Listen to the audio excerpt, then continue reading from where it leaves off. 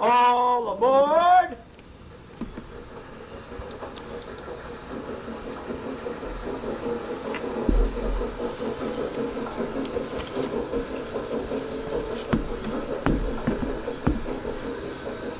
Next stop, Chicago Junction.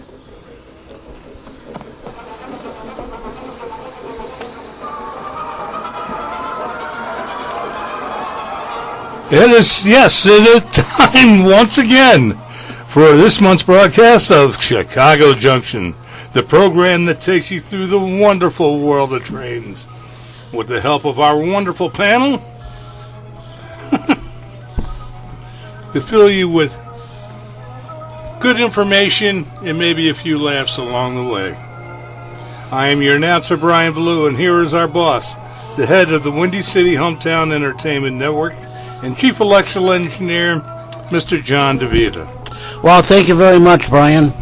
Welcome, ladies and gentlemen, to another broadcast of Chicago Junction from the John DeVita Broadcast Center on the Windy City Hometown Entertainment Network on Wednesday, April the 14th, the year 2021. Today, the panel will be talking about railroads and model railroads. And now, to start today's broadcast, here's our announcer, Brian. Oh, thank you, John. And we'll get together and meet the panel. Again, my name is Brian Ballou. I'm a retired Navy, retired railroad engineer conductor. I love trains. I play with them. Belong to several museums. I'm a volunteer for Operation Lifesaver. And keep looking into the history of the things we talk about. And to my left, we have Dave DeRuska. Dave DeRuska returned. Returned from the desert. I am a retired locomotive engineer. I am the vice president and program director of the Black Hawk chapter of the National Railway Historical Society. I do our Facebook page, and I am the grand poobah of Chicago Railroad History Month. Ask me more if you want. I'm Ron Stock, retired library director from Eisenhower Public Library, serving Norwich Harwood Heights. Fulmer at heart, and basically just a train lover. Model trains, real trains, futuristic trains. Hi, my name is Kevin, and I'm a Fulmer. My name's Kevin Barry. I'm a retired Chicago police sergeant. I'm a director with the Chicagoland Lionel Railroad Club located out in New Lenox. I work with the scouting program. I'm a merit badge counselor for the Railroading Merit Badge and a lifelong Lionel collector and operator. Hi, this is Doug Kenyuk, a longtime rail fan, officer in the Railroad and Short Lines Club of Chicago, adjunct professor at Wright College, a railroad historian, and just plain like trains plus an N-scaler. Whoa. Went through the list. Most impressive. Obi-Wan has taught you well. One does try.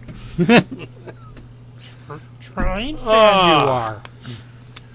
Well, Dave, since we haven't heard from you at all, what are you just going to sit back, take it easy, and ease your way in? I might throw a few things in here. My favorite news story is Iowa Pacific and its slow deterioration.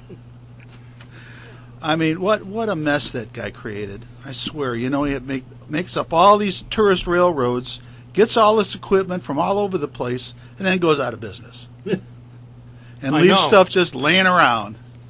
And, did you see the list? They posted the list from the trustee. And the trustee is selling stuff that Iowa Pacific doesn't own. Yeah. That's the interesting part. Because some museum in, New Jersey has those Lehigh Valley locomotives. Yeah. And they had, on a gentleman's agreement, because the trustee says, I don't have any paper, I'm selling them. And it doesn't belong to the Iowa Pacific. It belongs to that museum. Yeah, but it belongs to the United That's the Railroad, the museum that they're starting in New Jersey, where they've got stuff all over the place. They just haven't decided on where to set up the museum. Right. But yeah. I was looking through the list. The former gallery coaches from Metra that Iowa Pacific had, the trustees trying to sell them for $30,000 a piece. I know through Ozark. Yep. And they're all over the place, too. There was a couple in South Carolina. There was one in North Carolina. There was one in Florida, which I can't for the love of me figure out why is there a gallery coach in Florida. But you look through the list because it gave the location. It was like 3 pages long. And I'm like, oh, yeah, you sit there, you go through the Ozarks collection there, and whoa. So, yeah, it's pretty... What was it? There was just an announcement today about one of the tourist railroads out west going out of business, too, going bankrupt. San Luis something, or... Oh, the San Juan. It's the southern end. In fact, it's actually dual railed. But, the San Juan down there. In fact, they've got one of the passenger cars that, they're trying to buy for the Reading Museum. Mm-hmm. They got they have the other observation car from the Crusader. And Spirit of America bought it when it was dinner train in Washington. Mm-hmm. And they turned it into a dinner car, tore all the seats out and put tables and stuff and mahogany interior. Because I got to walk through it when I saw it in Rempton. Mm-hmm. This is where the train operated out of. And, we got to get that. I mean, the museum acted real slow when they gave away, basically, a Reading center cab, Camelback, when Strasbourg was auctioned it off. Mm-hmm. And it ended up at the Age of Steam Museum instead of Hamburg. So that's it for me right now, for the moment. Nothing exciting from Blackhawk? We can come back well, to it. the thing with going on with Blackhawk is we haven't really had any in-person meetings. I haven't done any online. I just recently did a Zoom meeting for National Association of Professional Railway Women. I did my canned presentation about the history of railroads in Chicago with an additional add-on of a short piece on women in rail. They had requested that. I had previously done an in-person presentation for them about that, and they asked for me to do a Zoom meeting. So that will probably be available on YouTube eventually. And Blackhawk's having a swap meet in Griffith, Indiana at the end of the month, last Sunday of the month. They've had one previous, so I guess everything's gone well there. I'll be going to this one now that I'm inoculated. And I will be selling Chicago Railroad History Month posters. Other than that... is that a Saturday or a Sunday? It's a Sunday. Sunday, okay. Yeah. It's good. It's a good little show. Have it at the VFW Hall there. And as our president, Bill Maloney, likes to say, it's quality model railroad equipment, no junk. No toys. No toys. You got that right. Well, no, that's not true. That's not true, because there's one woman there who has nothing but toys at her table. And I'm not sure what her story is, but she's there every month with her junk. Is it multi-gauge or is it all HO? Oh, no, it's all over the place. It's yeah, it's a lot of really decent vendors there. Well established. She sells the tables out every time, so. That's the last Sunday of the month. Yeah. Okay. And I'll probably put something up on our Facebook page about it when it gets closer. Okay. Yeah, there's. I know a lot of organizations have been doing Zoom meetings. Mm-hmm. Yeah. Yeah, we managed to do one so far. Yeah. Yeah. Can't get anybody to talk. They're afraid that some of them are afraid to talk even over Zoom. Figure that one out. How are you going to get a germ over the internet? I don't know. So. Well, no. You know, I mean, Kagers, they do Zoom. Chicago Area Garden Railway Society. Yeah. By the way, how's our friend Ron Mesner these days? He's doing fine. Yeah. You talk to him. Yeah. Yeah, and it's nice because then we can give crap to each other. Oh, you did. Okay. Okay. Well, we'll start off with some news. Go. Metro to return 3 more routes to service. Flash. They took routes out of service? I guess they're going to add more trains. Yeah. Oh, okay. to those All routes. right. Yeah, because right now, like in my neighborhood, on my Milwaukee North, there's like at rush hour just 2 trains. Wow. That's it. That's all it goes by. Well, Chicago residents return to work. Metro is adding on 3 of its routes. The BNSF, the Milwaukee North District, and the North Central service lines. The BNSF line to Aurora, 2 inbound and 2 outbound trains will be added, and the schedules of 2 trains will be adjusted. 2 trains on the Milwaukee District West line will be slightly adjusted, Metro officials say in news release. On the North Central service between Antioch and Chicago, 1 inbound and 1 outbound train will be added. 1 round trip, That's easier to say. The schedule of the 1 existing train will be adjusted. Chicago, as the Chicago region continues to rebound from the pandemic, Metro plans to continue monitoring ridership on all its lines, revising its schedules to accommodate increased passenger service and passenger volumes. The agency also expects to keep soliciting rider feedback on service needs. Now, I don't think the Rock Island line, it's still been running hourly service. I mean, I can hear them every day out my back window, so. I guess maybe that's where most of the people that work downtown are coming from. Okay. On that line. Metro wraps up a Woodstock Station rehab project.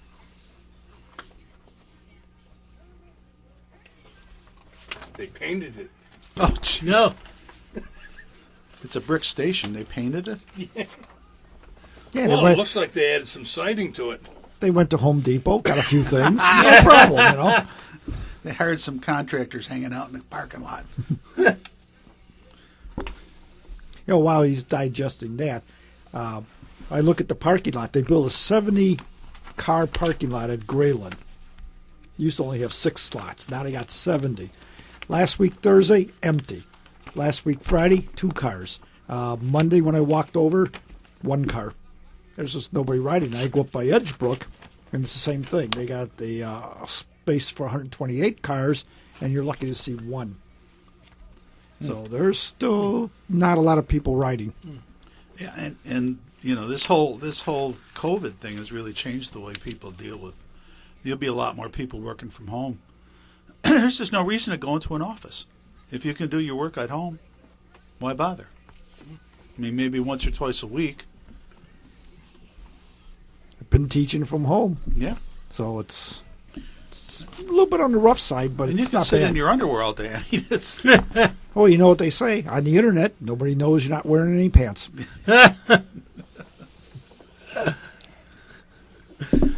Could maybe be like this radio show.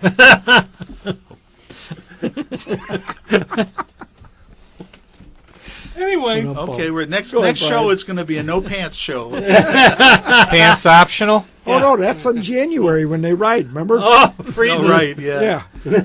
Oh, it's a petty offense in January. anyway, about the Woodstock, the $250,000 project, which was funded by Metro, overseen by the city of Woodstock, was the first major rehab of the 2,100-foot square building in more than 25 years. Metro officials said in a news release. Work was performed with the building's interior, exterior, including replacing the HVAC, fire alarm, water heater, and repairing restrooms. Where'd they get the paint for the outside? Sitting around the shop somewhere. The project also included replacement of the station's roofs, gutters, and downspouts, as well as tuck pointing and painting all exterior trim. A limestone cladding was added to the station's exterior. Concrete walkways surrounding the building were replaced to improve ADA accessibility and drainage. Took out the speed bumps. City of Woodstock is deeply grateful for Metra's continued support, improving the transit facilities and service for Woodstock's growing number of residents and visitors. Well, now that they've done that, it'll last forever because, in Woodstock, it's just the one day turns into the same day. They'll be out there tomorrow painting it. And next day, and next day. Well, we got Amtrak launches its 50th anniversary website. In case you want to buy something nice for the 50th anniversary next month. Like what? Like what? Yeah. Oh, they got a nice... What prizes do we get? I've already got a deck of Amtrak playing cards. Well, I mean, what else is there to get? Oh, they got a T-shirt that has one of a picture drawn on it of every locomotive Amtrak had. No kidding. With all the different paint schemes. Wow. Ooh. And you can get decals. Oh, wow. Of them, too. Can I get a bumper sticker? Yeah. You get a bumper sticker that says Nixon's Dirty Little Secret? And they even got little kits for pins. Oh, yeah. For nice little pins to put on your cap and collar. Where's my cap? With all the locomotive fronts on it. And it just makes you jump up and click your heels. Only if you're wearing red shoes, Brian. Here it is, a naked cap. All ready for Amtrak. Now, fans. one of the... You've been away for too long, David. One of the things that got us kind of got me laughing, okay, and you guys just stared at me, was we were talking about Amtrak and the Ameristar and the idea of privatization. Well, this month's edition, Amtrak and Ameristar officials discuss it together. Good for them. I know. What's Ameristar? Ameristar. Some company wants to take over the Northeast Corridor. Oh. Yeah, they have this. They came up with this, and they had exactly how to do it. And Amtrak had a rebuttal and says, "Well, this was all in our plan when we sent it to Congress." And I just started laughing because I thought it was totally ridiculous. Obviously not. Bright Star wants to run a high-speed train from L.A. to Las Vegas. Oh, you're going to talk about it? Good. Yep. That's coming up. Yep, that's the next one. That's the next one. Finally, well, they've been talking. Let's see, they've been talking about going to Las Vegas. I know I was still in San Diego. I think it was mid-'80s when they finally started saying, well, we'll have a train. Well, we can run from L.A. to Las Vegas. And I think UP kept coming up with, no, you can't. And then there was a couple of accidents happening in Cajon Pass. And, no, see, the passenger train will tie it up, So they're going to build a private right-of-way? They were talking about it Yeah, originally. right. Not going to build a Hyperloop? Not yet. I'm still waiting for that one to go to O'Hare. Which O'Hare? Which O'Hare? They just published photos of the Hyperloop out on the West Coast Yeah. with a Tesla similar vehicle running through the gerbil tube.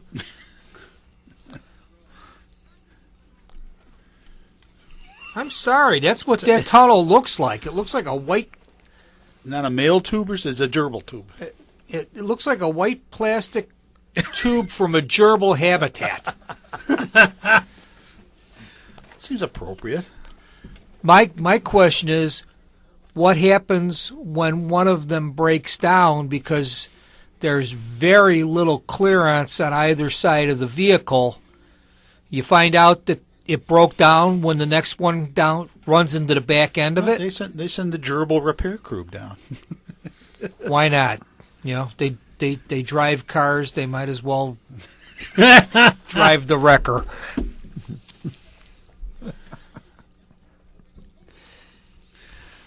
Meanwhile, my back at God. the ranch. I had a flashback on gerbil tube. As long as it was good for you. Well, we'll talk to Richard Gere about that.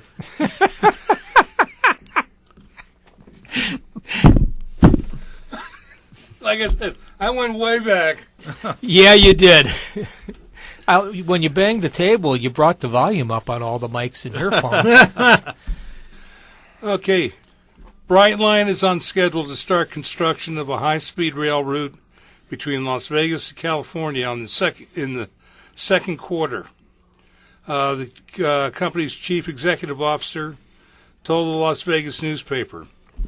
Brightline West CEO Mike Redinger did not share with the Reno Gazette-Journal a definitive date for groundbreaking on the 170-mile route between Las Vegas and Victorville, California. However, so that's where the new route's going to start, in Victorville. The new trackage. Yeah. Is that near Los Angeles? That's at the top of Cajon Pass. Oh, it's not close to Los Angeles. Huh? It's not that close to Los Angeles. No, but the trains are gonna start out of Los Angeles. Yeah, that's true. Okay. The world changed as a result of the pandemic, but we continue to work whenever possibly we could towards advancing the ball. The project remains very high priority for us. In the January letter to the Nevada High-Speed Rail Authority, Brightline officials outlined challenges the pandemic created in the company's ability to obtain funding for the project. Meanwhile, Desert Express Enterprises, doing business as Brightline West, yesterday submitted to the Surface Transportation Board a petition for exemption from certain regulatory requirements in order to construct and operate an extended high-speed rail line between Victor Valley and Rancho Cucamonga, which is getting closer to L.A. Cucamonga. Anaheim, Azusa, and Rancho Cucamonga. Good old Mel Blanc. God love him. God rest his soul. A distance of 50 miles. The proposed line would extend to the company's previously approved Las Vegas Victorville high-speed rail line.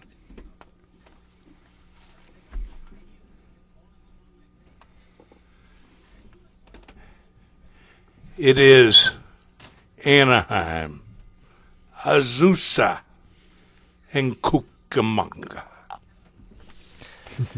It's California. You How do stand they corrected. know? Hey, that's, Well, I It's lived out there for 15 years. Goddammit. It's so a, I had you're to learn right, something. sir. You're right. It's a classic piece of humor, even if I got it in the wrong order.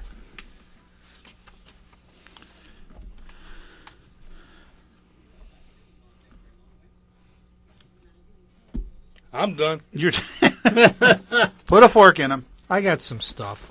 Go ahead. We all know that Mike's Train House will cease existence in a matter of 2 or 3 weeks on the 1st of May. The electronics has been already sold. Athern bought the molds for most of the O-scale freight power units, a good number of accessories, a lot of the tool and die stuff, and the HO stuff. So the equipment will live on. The new 2021 Greenberg's Guide to Lionel Trains is out. It is noticeably larger than the previous editions. It's about 2 inches wider from left to right than it used to be. It's got a nice, looks to be a 2055 or a 2065 Lionel steamer on the cover. Plasticville, USA, Bill Knowles' Classic Guide to Vintage O Plasticville just was released. It's a nice book. I looked through it. Didn't realize all the different iterations of Plasticville, but it goes through them by what colors they were molded in and what years and what companies. It's pretty good. I was leafing through some old books I had at home. I have Dining by Rail by James D. Porterfield, and it has recipes for many of the items that were served in the dining cars, identified by railroad. It also has a 3-page article on Pullman troop cars and their dining operation on the cars. I thought it was a pretty informative article. And it's got a beautiful Santa Fe war bonnet on the cover. You know, everybody's dream war bonnet in the red and gold trim on the polished aluminum body or polished stainless steel body. The Santa Fe that everybody wanted when they were a 7-year-old. I didn't. I wanted New York Central. That was my I got railroad. that. That's what I had. Okay. I had my ABA. Yeah. Last month, Ron was kind enough to bring in a couple of magazines that had an article on a guy that was making Boeing aircraft bodies, you know, and I got an email article, and I believe it was from Jason's Trains, but there is a company called Printed in Scale that 3D prints the bodies for a 737-800 and a 747. They're $165 a piece. And you need 2 89-foot in scale flat cars. You know, it's a 10-piece kit, so it's 4 pieces for the fuselage, 1 piece for the nose protector that goes on the front end of the forward flat car, and then bracing and stuff.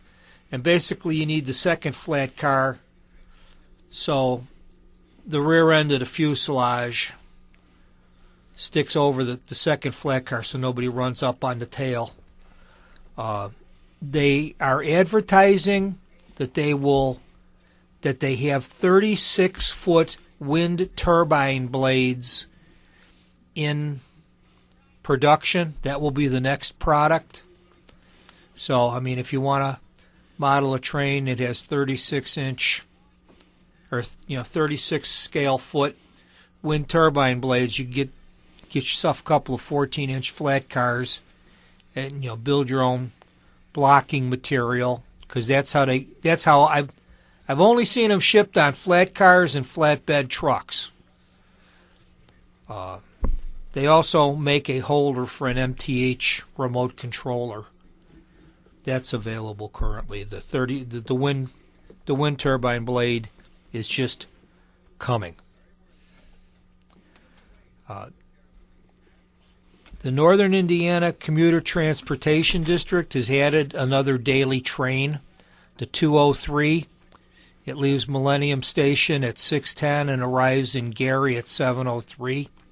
It had been stopped during the Monday through Friday runs, but that was brought back into service the beginning of this week. The Elmhurst Railroad Club has announced that they are restarting their open houses. So if you're in the Chicago area, look up the Elmhurst Railroad Club and get the information on that. And it's still rather nebulous, but there's supposed to be a train show in Joliet at the VFW in May. The target date of May 15th, providing the governor doesn't stamp down his armored foot again and stop everything. But hopefully that will happen. Oh, come on. Old Jelly Belly is not that bad. Hey, leave Pugsley alone. Gentlemen, please, a little respect. It's Commodus Absentius Pritzker. I'll give you as little as you want. You know? Speaking of the South Shore, I think they just finally signed off on the new design for the Michigan City, is it? Yep. Station. Is that one of your items here? No, it's just something I Yeah, saw in passing.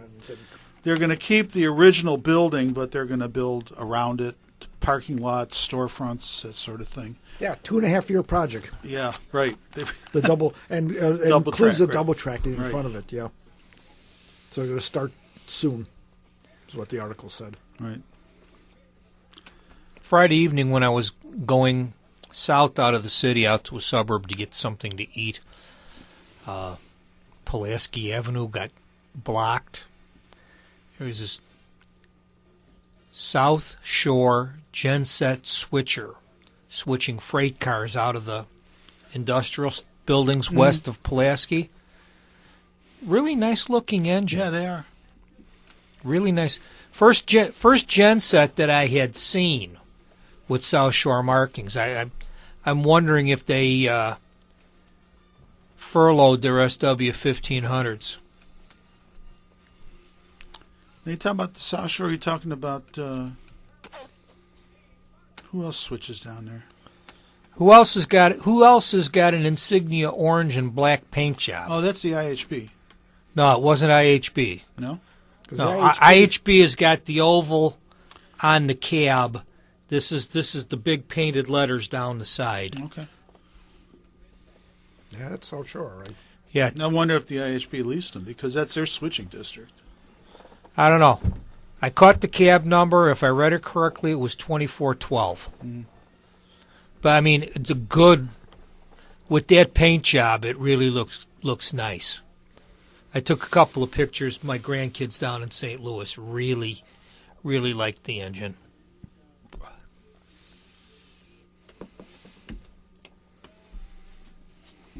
Wow. Do we want to talk about the little engine that... You'll get our FCC license. Yeah, revoked. right. Hey, we're not on the air anymore. We're on Facebook. We can say what we want. I mean, on YouTube. Facebook. We're on Facebook, too. All right. Well, one of the museums I belong to, the LaPorte County Historical Steam Society, which runs the Heston Steam Museum. And they've come up with a couple of ideas. They're going to be opening up Memorial Day weekend. They're doing a full opening. And one of the things that are starting, they did a Kickstart. So far, they've actually got 59,000, and they hope to keep doing this for 5 years. They're buying some new cars for passenger service on the narrow gauge, and they're going to buy the cars from the Cumbries and Toltec Scenic Railway. The cars are going to be refurbished, and the cost is estimated between $60,000 and $70,000 per car. And they hope to be able to do one a year for 5 years. Found that quite interesting. I called a friend of mine, Steve March. We had him here talking the one time because he's a friend of the Cumbries and Toltec. So when I called him about that, all of a sudden he's now going to join the Heston Steam Museum. He's not? He is. Oh, he is. And they also have a C&O caboose out there. Now, it was painted in South Shore colors because it was a caboose that when Jesse bought it, and they bought in the diesels and such and took out the electrics, and they painted them all, in the appropriate color scheme. And, well, they're doing it, and they're going to put it back in the old C&O paint scheme. And what they're going to do is fix it up. And what their plan is eventually will be to put it out there, add air conditioning and heat to it. So while the museum's open, they'll, on weekends, lease it out. Spend the night in the caboose. Cool. We'll get one of those little shaker things like they got in the Science and Industry Museum on the Zephyr. So this way, while they're sleeping, they can feel like they're going down the tracks. Oh, jackpad. Don't want to have museum volunteers And standing every 5,000 times, it derails. Speaking of the museum, they refurbished the Zephyr over the last several months. Yes. It was a nose-to-tail refurbishing when they brought it inside and put it in the cavern. I don't know how much of a... They spent $5 million with that original, from taking all the outside patina off. And the hornet's nests. That was just a given. I don't know how much refurbishing it would need because there's really no environmental damage to it down in the cavern. No. Yeah. I think they turned it into an experience. Oh, it was an experience before. The whole train was literally on a trembler pad or jack pads because from the time you walked in until the time you walked off, you could feel vibrations through the floor. Ooh. Brian, control yourself. I am. He's still thinking about a night in the caboose.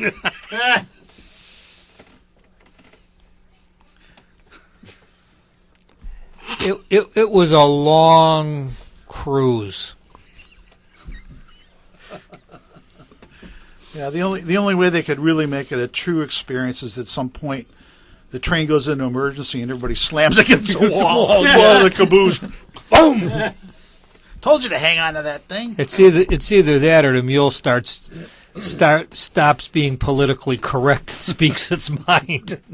Well, in the railroad world, WGN, which stands for Wisconsin Great Northern, has a bed and breakfast train that they run. Diesels. It's a C&W unit painted up in Great Northern colors. And from what I understand, they do have a Great Northern F unit up there. Okay. But what they're doing, what they also got themselves, they got a Zephyr. The people have been trying to restore it and such. Most of the interior has been restored, but it really needs the mechanical and wiring. But they got it all trucked in up there right now, and they're currently putting the trucks underneath the cars and starting to hook up the braking and such. And it's the Mark Twain Zephyr. Right. And which there would have been like 6 other groups before them that started. They were able to save it. And I understand they still do have an engine for it. One of the 201s. That would make it the third Zephyr that's actually been being operating. Well, we have the Nebraska Zephyr. We got the Pioneer Zephyr. And we'd have the Yankees, Flying Yankee. That's being worked on up in New Hampshire. So That's good. Will it be the 5-car Zephyr, or did it it'll be get at least shortened? 5 cars. Did it get shortened like the Nebraska? No.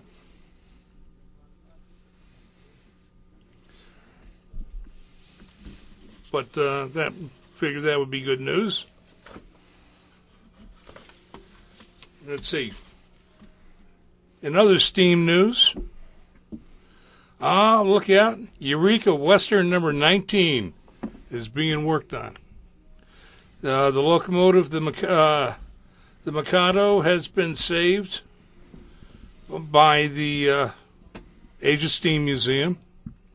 They got it at off of the auction, and it worked on, the Eureka Western and the railroad was originally the Oregon Pacific and Eastern. And it was a very interesting movie prop in the Emperor of the North. And they're planning on putting it up, they're getting it working. And to help raise money, you can buy yourself a piece of tube. They got the tubes pulled. So you get a hold of the Age of Steam Museum, and by God, you can get your own slice of steam. Either a tube or a flue. They're going to put an Ernest Borgnine mannequin in it? You have to talk to them about it if you want extras. No, I mean in the train. Well, they might put a number 1 in it. A number 1, he's the one that accepted the challenge from Shaq. You're going to ride the 19 to Portland if it doesn't burn down. All these famous trains that are, the movie trains. It's just if it's going to be put in excursion service, that's one thing. If it's going to be in static. No, this one, the Age of Steam is going to, when they rebuild, the engines will be operational. The best they can. The majority will be operational. I mean, they just got to make a big enough boiler to work the fireless cookers so they can make steam. But I'll go to Home Depot, pick up some guys, get some lighters.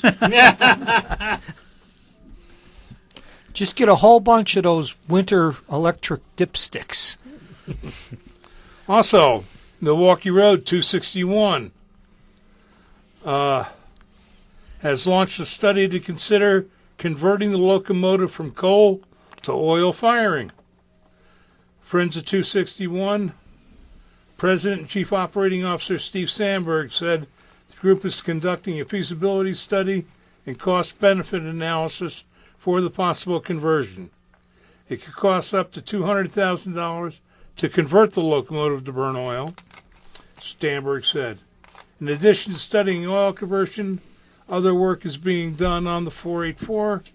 Wheel manufacturer Oryx has shipped 3 new wheel sets to the Friends shop. Well, they'll be installed underneath the tender. In other words, they're slowly replacing each wheel set in the axles, so we'll have roller bearings. The 261, is that 4 axles or 6 axles on the tender? 6. So it's two 2 6 two sets. 2 sets of 3 axles under the tender. Yeah. Okay. It's been a while since my wife and my kids rode the 261 up to Wisconsin when it went out as the Chocolate City Express. Mm-hmm. Yeah. It was a great run. Too Well, much this year chocolate marks for the the kids. 30th anniversary of the 1991 signing of the lease agreement between the National Museum of Green Bay and North Star Rail. North Star returned the locomotive to service in '93. Nonprofit Friends took over operations in '95. The group actually purchased it from the museum in 2010. Friends plan to have the engine back and operating this fall, following excursions on the Twin Cities and Western Railroad, October 2nd and 3rd, depending upon the end pandemic restrictions. Like I said, this year marks the 30th anniversary of also TCW's founding. For more information, you can go to www.261.com. Whatever happened with that Sioux Line locomotive? Was it Duluth? Somebody was having a fight about ownership or where it was supposed to. Yeah, I know. I haven't heard much on that. It kind of died down a little bit. Yeah, it was like one city wanted it back for display, and there was no assurances that it was ever going to run again if they got it back. And yeah, I think that thing is still being. Well, then, of course, the pandemic came up, and a lot of that stuff got shelved. Right. But now that things seem to be slowing down and maybe opening up a little bit, let's go out and support our museums. Yeah. In our displays. So we won't let happen like what happened in Pennsylvania when they lost Roadside America. Right. Well, if, Roadside America's gone, but you can still go see the Choo Choo Barn. That's in Strasburg. Brian, you got a tremendous memory about trains. Is the 261 the steam engine that used to be parked on the siding at 87th and Holland Drive? Pardon? The 261. Yeah. Is that the one that used to be parked up on grade at 87th and Holland Drive? No. Okay, because there was a big steamer that was parked up there for years and years and years. 261 was at the Green Bay Museum, That- Titletown. That one at 87th, I think that's the Dave Jensen one, right? That he said, I had my fun, go ahead and cut it up. Oh, the one at the Metro cut up. Oh, that's the one, okay. Yeah, that's one. No, that was a C&O Mike, I think. You're thinking of the one that was out It there was a on Grand Vincennes. Trunk. It was a Grand No, it Trunk. was a engine. Grand Trunk Pacific. No, a million years ago when I was a young patrolman, there was a steam engine parked up on the grade at 87th and Holland Drive, which is about 2 blocks west of the Dan Ryan. And I'd get a quiet minute on the midnights. I'd go up there and, light it up with the spotlight on the squad car and take a look at it. Because, even back then I wanted to ride behind one. During that time, I wasn't in Chicago. I'm sorry for you. If you want a running experience close to home, IRM is offering throttle time Yeah. on their Shea. Oh, they got the Shea running again. I don't think that's going to happen for me. I have a 12-year-old granddaughter, a 12-day-old granddaughter, and as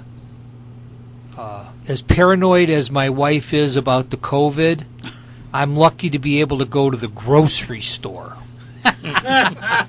As much as I would. Well, you should have gotten the instructions I got before I left the house today. Oh, yeah. I'm breaking all of them, by the way. Sorry, hon. Dave, I'm retired. I don't do domestics anymore. No, we don't get that involved. No, it's, like I said, you things going out. A lot of things are going to be happening this year. You've got, cool. You got the reopening of the East Broad Top. Yep. Complete.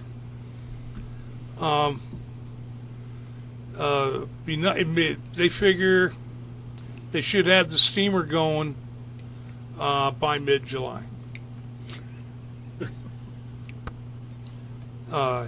You've got the Baldwin Mallet that's going to be running on the Western Maryland Scenic. They have to replace 20,000 ties, and they'll be all set for getting it going. And that's out of Cumberland, Maryland. Cumberland to Frostburg. East Coast has got a lot of good stuff.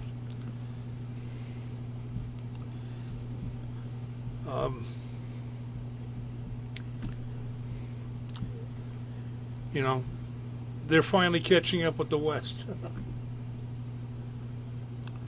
You got a trolley museum. You can go there. And you could see the Electroliner in its other paint scheme of maroon and light gray, looking white. For the servant service on the Northtown high-speed line. They had to put trolley poles back on it because they've used third rail on the Northtown line. Didn't they have to cover up some of the doors that SEPTA cut into it? Well, what they did, they were high-level platforms. They were actually high enough for where the doors were, so they covered up the wells. They covered up the wells, the step wells.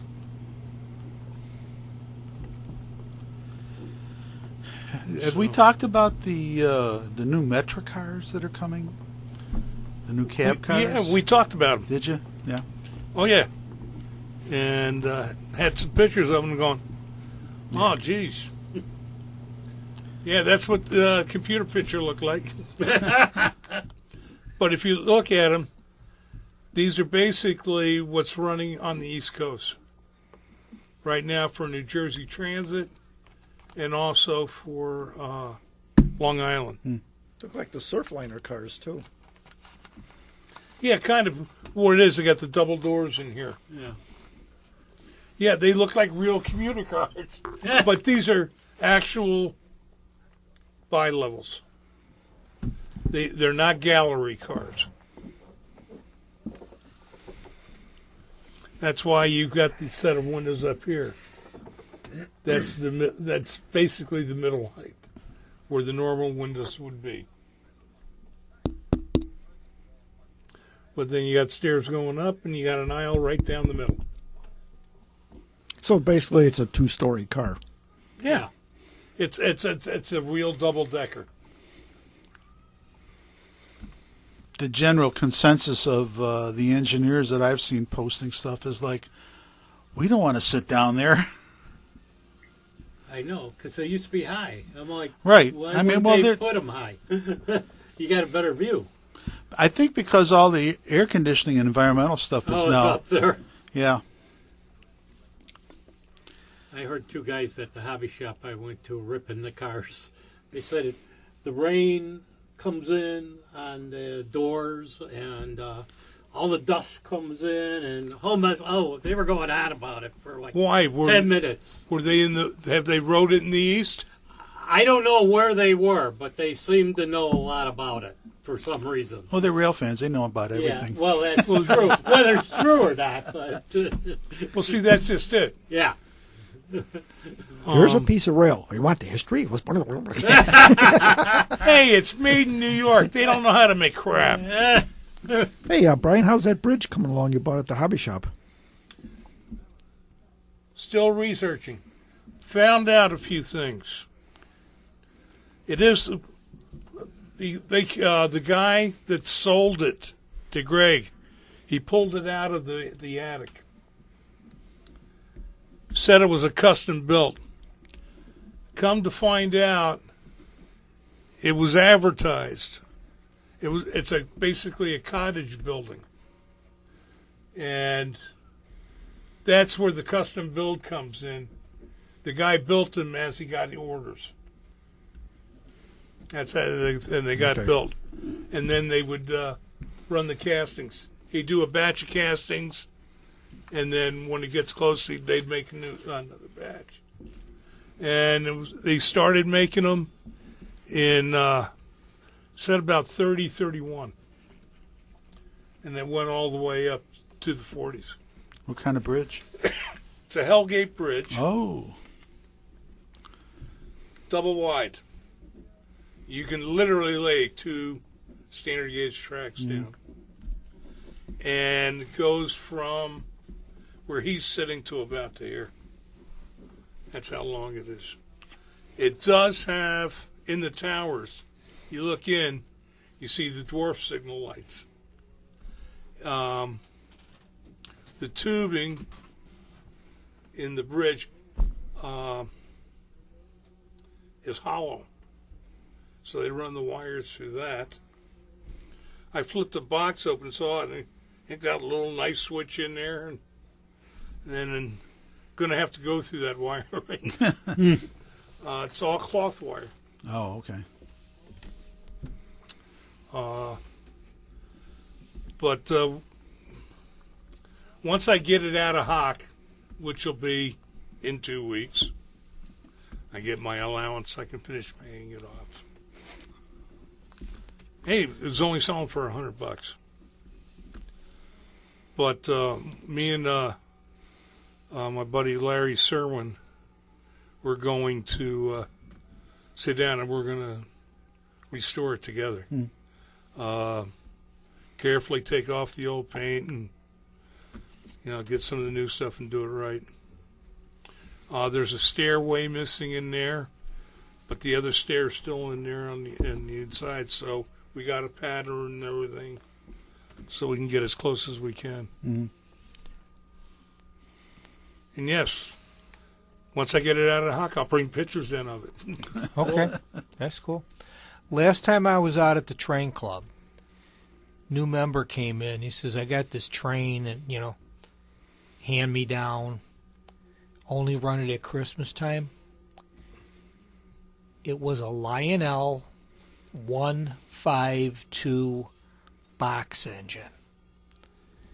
And had the old slot and T-head bar connectors. It was built between 1917 and 1927. That's the production run on it. And he had 2 passenger cars to go with it. And he had other cars. The newest car he had was produced in 1933. But it was really neat. He needs new roller pickups on it. One looks like it's been worked over with a rat tail file. But, in addition to that, he had the box top from the original box. It's weathered and beat up, but I mean, he's talking about putting it in a picture frame for a wall hanging. Right. It was neat enough that someone at the club had to have a picture of it. But, I mean, it ran pretty good. It was going and it was sparking like a fiend. I told him, go talk to Tom over in the back shop and have him lube it up for you. And as soon as he came back after getting it lubed up, it took off like a scared cat. I take it it's O-gauge then. Yeah. About that wide, and maybe that tall, being about 3 inches. Dark green paint. Well, I've got a single headlight. Yeah, single headlight. I got one. It was the locomotive itself was 1927. Well, and the cars that came with it are restored, but the guy kind of went a little overboard. He actually put lights in the car, but they were the passenger cars and boxcar from 1917. Well, he had 2 passenger cars with it, and according to the Greenberg book, it came in one of 3 paint jobs. He has the dark green. The paint has never been restored, and it's his Christmas around the Christmas tree train. Well, the engine has never been restored, but the cars were restored and repainted and such. And he did a beautiful job. But then he actually put collectors on there so they can light up the cars. And I says, I got no problem with that, no matter what some collectors say. Well, there are purists and then there are owner-operators. It's just like there's purists in the hobby. Brian, you and I know somebody who will only buy Lionel. He says it's to limit what he buys. I think he just has a genetic glitch that he can only buy Lionel. There are good trains made by other companies. I'm happy that I have my MTH Metra set because it may never get made again. K-Line made the engine for, I think, 2 years. Somebody offered me $300 for the K-Line F40PH engine, knowing that it's been used. He says he wants to put it on display. It's just, you can. It's like being a GTO enthusiast. That doesn't mean you can't appreciate a Corvette. Now, why would I want to do a Corvette? I prefer the Corvair. Okay. The box or the Monza? Spider. Okay. Well, that's the Spider Monza was built Spider. on a Monza, yeah. I know a guy that's got one. I can give you an introduction. Ooh. You won't be buying that bridge anytime soon. No, I only owe $30, so. Okay. If you're serious, I'll get you an introduction. That's okay. Because you appreciate it and would keep it. He's got a box that's a Survivor, and he's got the Monza that's just a little bit below show car status. Mm.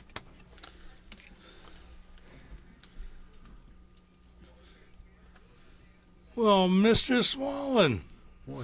Senior Ron. You're on a short string there, buddy. It don't work anyway. I know. This one doesn't either, but I like the look. Oh, okay. Is it on? Yeah, I'm on. There we go. Definitely. Good afternoon, everybody. Good afternoon, Buenos sir. bananas. Hmm? Buenos bananas. Yes, yes. Yeah. Now we're going to have to go an extra half hour. Who's this guy? Who's this guy sitting next to me? I haven't seen him in a That's year. that's I that's don't the know. ghost of radio broadcasts past. Yeah. The hermit. It's Mr. DD to you. Not by choice, believe me.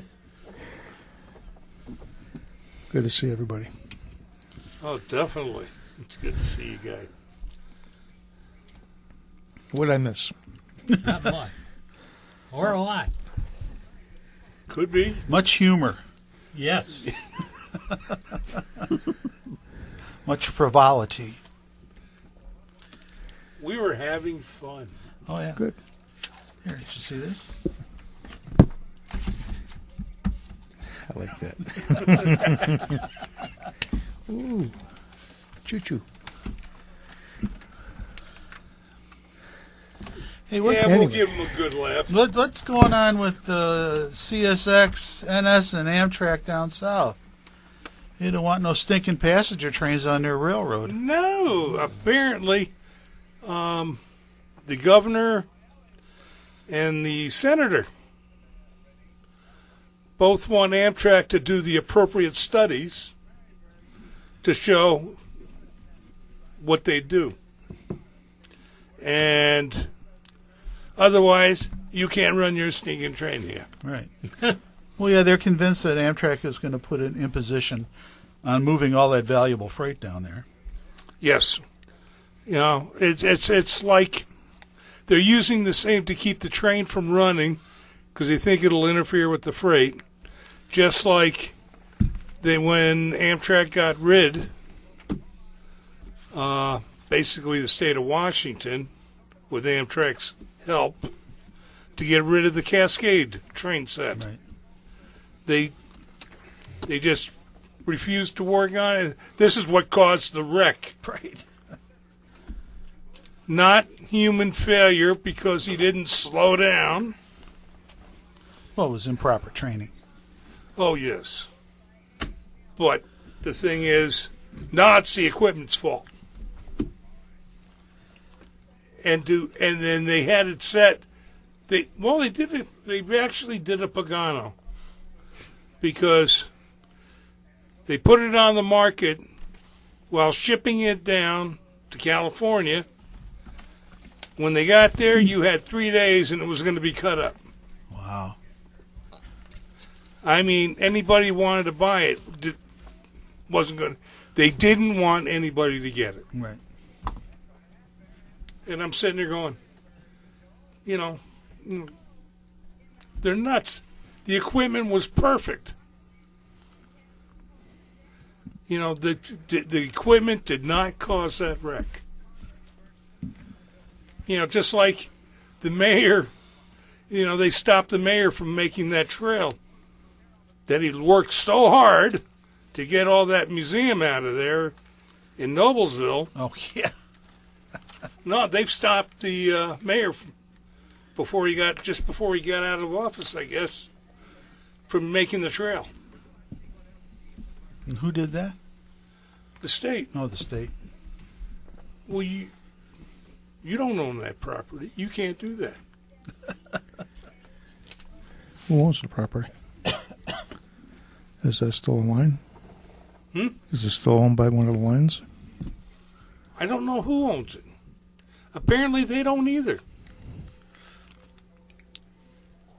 Just like all that oil mess that they said in. Okay, now I need my glasses for it. Yeah, you want to borrow mine?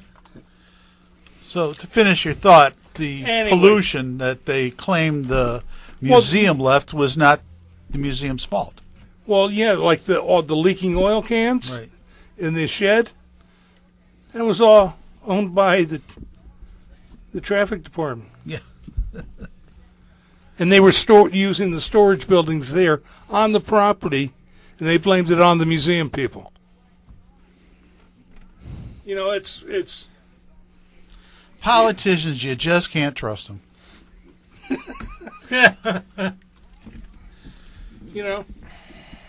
you could say what you want about Trump, and yes, I disagreed with a lot of things, But he never claimed to be a politician. And I'm so happy for that.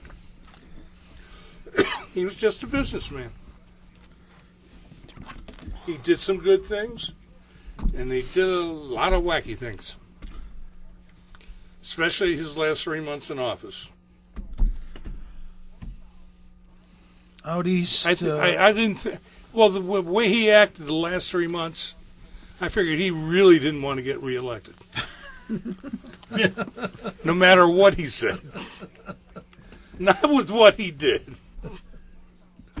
You calling me crazy? Well, you got to have a benchmark somewhere. Would you like a second opinion? Yeah. Third opinion? What railroad is CSX trying to take over out east? Pan Am. Pan Am. Right? Pan Am.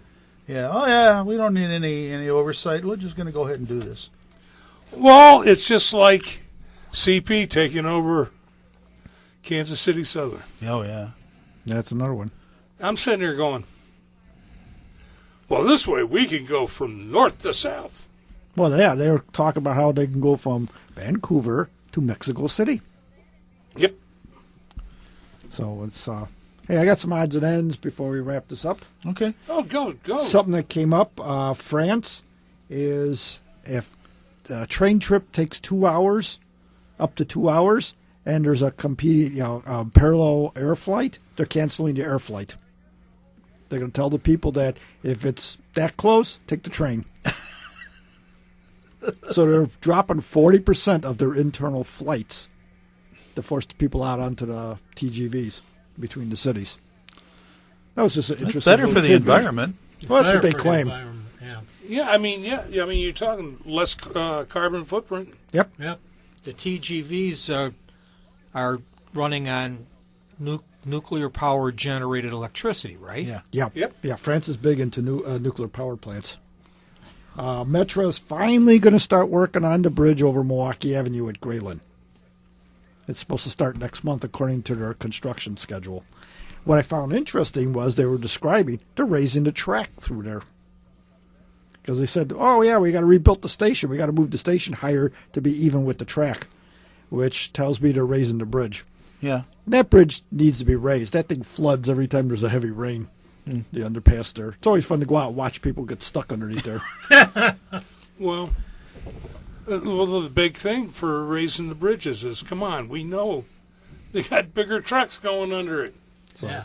well, not on Milwaukee Avenue anymore. Something I watch Virtual Rail Fan, and they have the guy who runs it does what he calls a grab back, where he gives you like a 2-day summary what's been going back and forth. And every so often you see this one train go by, and every railroad runs one of these. It's an engine, a freight car, and a passenger car. But it's not an inspection car. It's just a standard-looking passenger car. And they run it, and it runs by real quick, and I'm trying to figure out, what are they doing? What is that car for? And you see it all over the place on you pull up any of the grab bags, there's at least one of them going by on one of the lines. Where, around Chicago? Everywhere. It's not a geometry car, is it? Track geometry? I thought that's what it was, but that doesn't explain having a freight car between the car and the engine. Well, it could Well, have they all always the do. electronic that's equipment in there. That could be. That could be a geometry car, but it's a plain silver car. Yeah. And with the camera that points a horseshoe curve, you see it go by. You'll see it over on the main line down south, past Tucson, past Flagstaff. What is the freight car? Doesn't mixed. Sometimes it's a covered hopper. Sometimes it's the box car. Okay, yeah. It's just random freight car. Okay. Yeah, it's just something that comes up on the grab bag. It's called Virtual Rail Fan. They have live camera feeds, so if you want to watch like Cordelli Junction in Georgia, where 3 railroads, Norfolk Southern, CSX, and Hog go by. Hog, heart of Georgia. Nice name. And you can watch it in real time, or you could call up one of his grab bags where he gives you a synopsis of what was going on. That's kind of fun to watch. Great lunchtime entertainment. So, other things, Northern Indiana Railroad purchased their tracks from the town of North Judson. Now, they claim that they're going to keep the current operating contracts in place. So that means the museum will still be able to operate their 5-mile piece of the track. Chesapeake and Indiana will still be doing all the switching. And that's basically it. And of course, the Chesapeake and Indiana, which was owned by Indiana Boxcar just got purchased by MB Rail. MB Rail stands for Midwest and Bluegrass Rail. So there's a lot of shuffling going around. With that in mind, I mentioned this last time I was here, Stratford was bought by something called SRC Railway. Yep. The SRC Railroad Railway is leasing and operating the Stratford line. So they didn't buy it, they're leasing it. So that means the underlying owners are still holding on to it. What's nice about that one, I mentioned Virtual Rail Fan, one of the grab bags, last week Stratford had 2 of their steam engines running. I'm not sure which ones because I was sort of half watching it. And they went down to their junction and picked up the freight cars for their transload operation. Right. So got to see steam freight, not passenger. That was kind of nice. I think the second locomotive was sent there in case the first one couldn't pull the cement hoppers. That's what it was, I think, because it was 10 cars. Well, it depends upon the one. Usually when they do the freight like that, they'll send either number 90 or the 475 Norfolk and Western. Yeah, I think they had both of them out there. Okay. So it was kind of nice to see that in the grab bag, from Paradise Junction or Lehman Junction, whatever they want to call it, back there. Yeah, Lehman Junction. And Virtual Rail Fan has cameras on both locations. So you can watch them leave, and you can watch them arrive, and then if you're lucky, if you hit the right time, you can see the steam engine blowing their whistle when the Amtrak trains fly by. So that's kind of nice. I'm not employed by them. It's just Virtual Rail Fan comes up I could pull it up on the Comcast box and watch it that way instead of through the computer. Yeah, well, Strasbourg, they've been doing that several years now, and they always set it up. If they know they're getting a good load in, they'll put the word out to the people. They sell tickets. They have a steamer go down with a freight passenger car, and they do photo freight. Yeah, I didn't see any passenger car in this when it was on the grab bag, so I'm not sure what was. But yeah, that's what they do sometimes. That was just interesting to watch. Waco, whatever you want to call it, is going to acquire a little over 500 miles of CP rail from Wisconsin Central. Wisconsin Central is owned by CP Rail. And what they're doing is they're breaking it into 2 railroads. The first one, they formed a new railroad called Fox Valley and Lake Superior. Whoa. Who'd you say? Watco, W-A-T-C-O. CP Rail? CP Rail? CN. CN. CN owns... yeah, that's it. Yeah, CN. CN owns Wisconsin Central, yeah. And they're calling me crazy. Same difference, it's some Canadian company. Yeah, a bunch of Canucks. And so the Fox Valley and Lake Superior is going to take over like Eden, Wisconsin to Fond du Lac, Granville to West Bend, Mill outside of Milwaukee to Saukville. They're going to take over the Green Bay cluster, which is Denmark to Green Bay, and Green Bay to Luxembourg, Wisconsin, Appleton to Shawnee, Appleton to New London, and Appleton to Kawana. And then that's called the Southern Cluster. Keep that in mind. And the Northern Cluster is Rothschild, Indiana, Wisconsin to Tomahawk, including track rights on the Tomahawk Railroad is going to them. Bradley, Wisconsin to, I lost where it was, Wausau, Wisconsin to Kelly, and Tony to Goodman, Prentice to Ashland, and Spencer to Medville. A lot of track. That comes up to about a little over 300 miles. Then they're going to take that southern cluster that I talk about. After they acquire it, they're going to turn right around and sell it internally to Wisconsin and Southern. Okay. Meanwhile, the tracks in Michigan are being bought by the Grand Elk Railroad.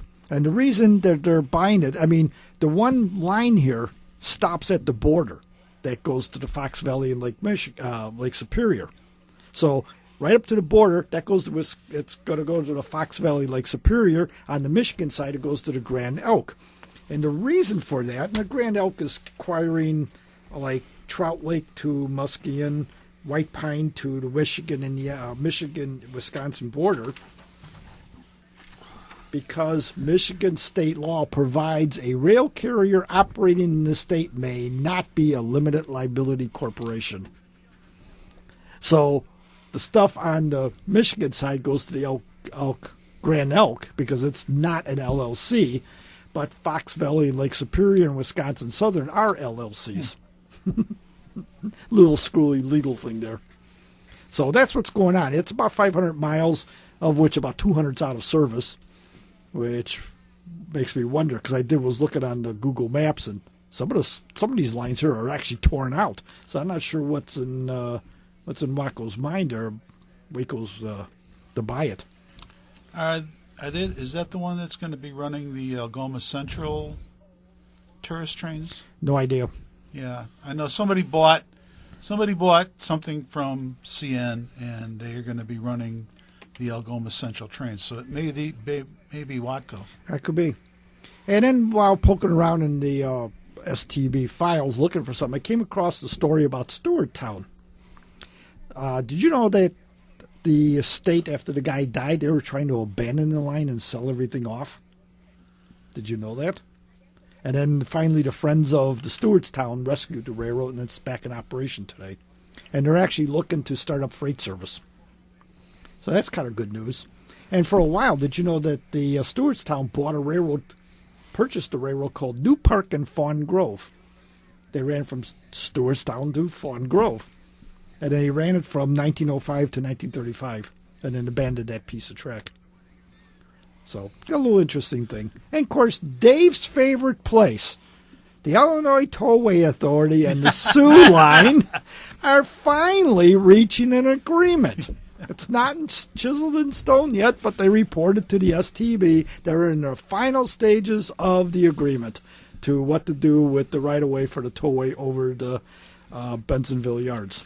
Now, if only the UP and Metra can get together and resolve their differences, we will have kumbaya. Well, I thought you would be interested in that. This is 2014, and we're still, fooling around with this. And the lawyers are making out like bandits on this. Oh, yeah. So 9 months from now, they'll shake hands. Yeah. Oh, no. 2 more years. Yeah. Got to give it an even number, 2022. Yeah.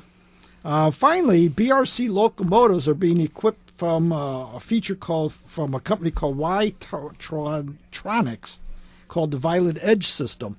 Basically, it's part of what we call the Internet of Things, the IoT, where everything on the locomotive, and I mean everything, will be monitored and sent back to a server. Not just, the little black box which they'll download later. This will be all in real time, and it's going to do stuff like mechanical health, warnings for high coupling forces, incident investigation, your favorite, idle reduction monitoring, cover fuel consumption. Says that the president of the BRC says that using new tools like the solution we have sourced from Y-Tronic allows us to fulfill our mission while making improvements to our use of fuel, our environmental footprint, and overall efficiency of our locomotive assets. Blah, blah. Yeah, I thought you would like that one. Oh, I got to give Harold a call. So This all sounds like they're trying to set it up for a robo train. Well, most of the stuff that goes on in clearing now is belt pack.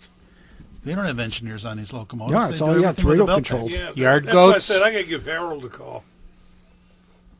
Yard goats. Yeah. He works the yards.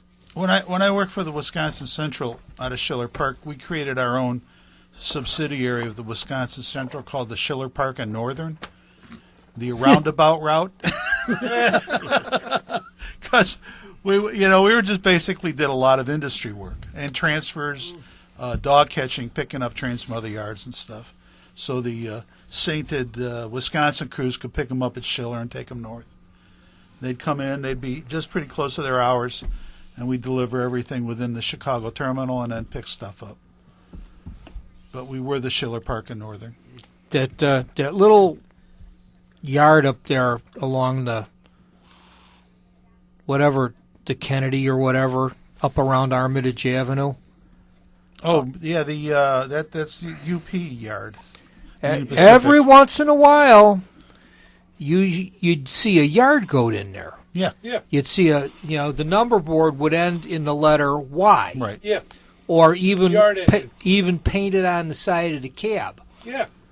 That's how UP identified the yard engines. No, I think that's where all the Blommer stuff comes now.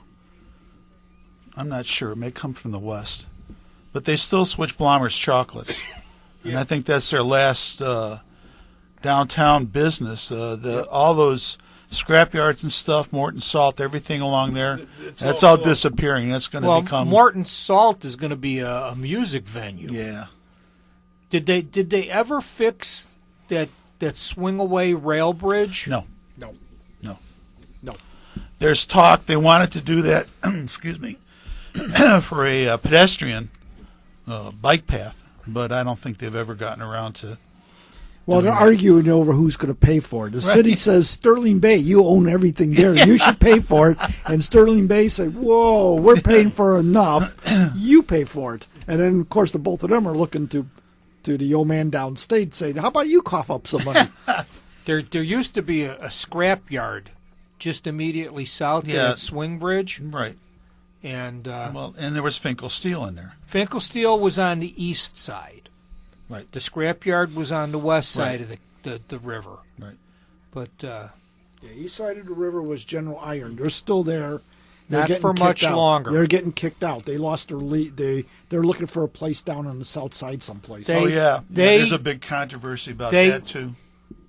They want the old KLMX facility on the south side of 100th Street from the staging yard to the river. That the one that got forced out of business because of all the dust that was coming off the coal. They had the PET materials. Yeah. Yeah. Okay. They wanted to go in there, but the neighbors don't want them in there because they say they would be worse than the peat dust. Yep. And General Metals does not have a real good safety record. They've had some hellacious, unexplained fires, and I think twice in the last 2 years, maybe 3 times, the city's gone in there and found out that they're running an illegal tiddlywinks game with sewer covers. It's hot. I had 2. I used to have a swing in our backyard. 2 gigantic metal poles holding it up, and they got rusted out. So I cut them down. I took them to the scrap dealer. He says, "These are city light poles." He goes, "I can't accept these." I said, "What?" I said, "They were in my backyard." He says, "Well, I don't know how they got in your backyard." He goes, "But they're city light poles." So some scrap dealers are reputable, and they refuse to take stuff. But like you say, sewer covers, that's a favorite one for stealing them. Scrapyard to remain nameless. Walked in with about 40 pounds of cans, collected by the scouts for operating funds. There's an ETD sitting in there with the hose still attached. Now if you go in there's all kinds of signs. If you have scrap in excess of a certain amount, it goes on a check to the company. They will not take this, they will not take that. No any kind of parts that are identified as belonging to the railroad. Mm-hmm. No spikes, no tie plates, no nothing. But it was definitely an ETD. One day when I was working at Metro, there were these guys running across the tracks, grabbing scrap out of a scrap car, and then carrying it down the hill and throwing it in the back of a pickup truck.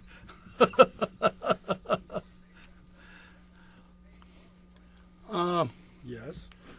Back to North Judson. Yes. I've been trying to get this in. the museum there, a friend of mine, Fred Haberkamp, is rebuilding a Forney. And it's just about got it finished. They just finished doing the valves and such on it. Got the boiler set. He's getting ready to put the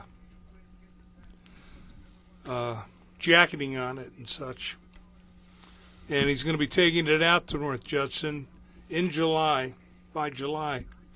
And they're basically leasing it, the engine from them, so that way they can run their trips. They're planning on doing like 3 trips on a Saturday and then shutting it down. He's trying to convince them, no, you want to keep it doing for the whole weekend. You want to make some money? So with the Forney, they don't have to turn the engine; they just run backwards. Yeah. Yeah, it's from the Bach Lumber Company. Baldwin built in 1913. Well, before electrification, that's what the IC used. That's what the IC, yeah. And the Burlington Northern, and the Rock Island. Everybody used Forneys at one time. Yeah. Hell, even the New York subway system. Right, and the elevator. And elevated lines. Yeah. Very versatile locomotive. And the thing is, trying to tell everybody that they ran steam dummies there in New York also. Yeah. Done by New York Central. Right. Because of the industry and such. And out there, because they used to laugh at, because I was telling a person, yeah, Toby, New York Central had a couple of them. Tram engines, basically. Protected the wheels so it didn't scare the people and suck nobody under. Time? Oh, yeah, we got our extra half hour in. Ron? Mr. Got anything? Our silent partner here. Not much, except I had a question for Brian. Yeah, go ahead. Okay. On this article, it says, this is the world's largest melee. Yes. Is it? Because I would think the big boy is It's, bigger. What? Correct There's The the definition of a mallet. You have high pressure and low pressure cylinders. Big boy, simple. Same pressure in both sets. Okay. All right? It is the largest mallet. The East Coast finally has a mallet running. Right. Because in the West, they had 3 of them running. 1 in South Dakota, 2 in Niles Canyon in California. And all 3 of them are old Weyerhaeuser logging engines, the 2662s. And, in fact, Black Hill Central is rebuilding a second one. So there'll be 4 of them running. Does that answer your question, sir? I think so. Got time for a Bensonville question? Sure. Okay. You said Sioux Line and 294 was involved. What? Hello. Yeah. Bensonville, you said Sioux Line and 294 were involved. Yeah, the tollway. Yeah. What happened to the eminent domain factor going over the yards that Canadian National says? Because way back when, back in the 1800s, the railroads were given the power of eminent domain so they could build their rail lines. So if you as a property owner was opposed to the railroad could invoke eminent domain. So when the tollway came along, tollway's got eminent domain power. You had 2 people with the same power fighting with each other. You didn't. You had Canadian.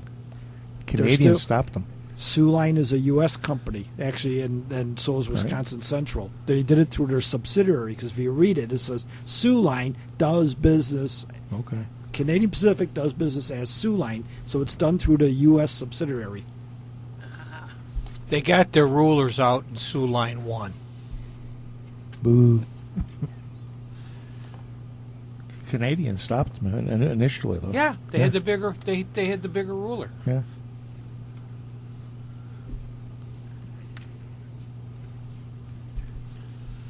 Oh, well. You washed your hair. Did you guys see that picture where he's on the engine? He was crawling in the coal dust and his hair was all dark. Yeah.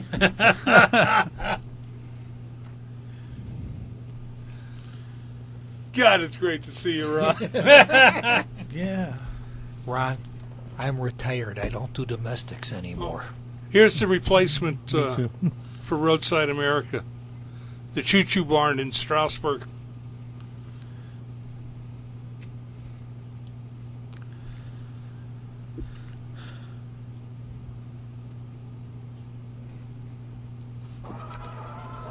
Yeah, isn't it time that we dump the ashes? Yep. We gotta go to the pits.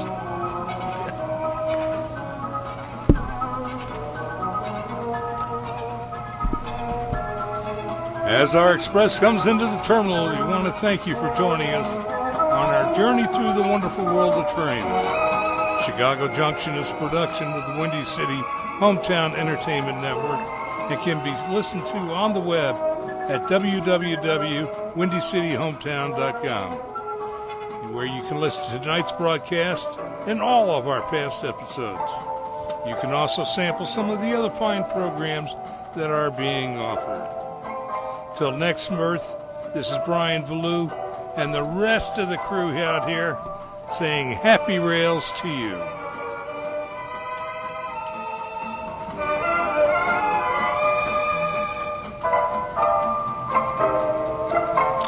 You have been listening to Chicago Junction on the Windy City Hometown Entertainment Network from the John DeVita Broadcast Center on Wednesday, April 14th, the year 2021. Chicago Junction is produced and directed by John DeVita, and our special thanks to the executive producer of Windy City Hometown Entertainment Network, Mr. John Chikanda. This broadcast was pre-recorded on Wednesday, April 14th, the year 2021.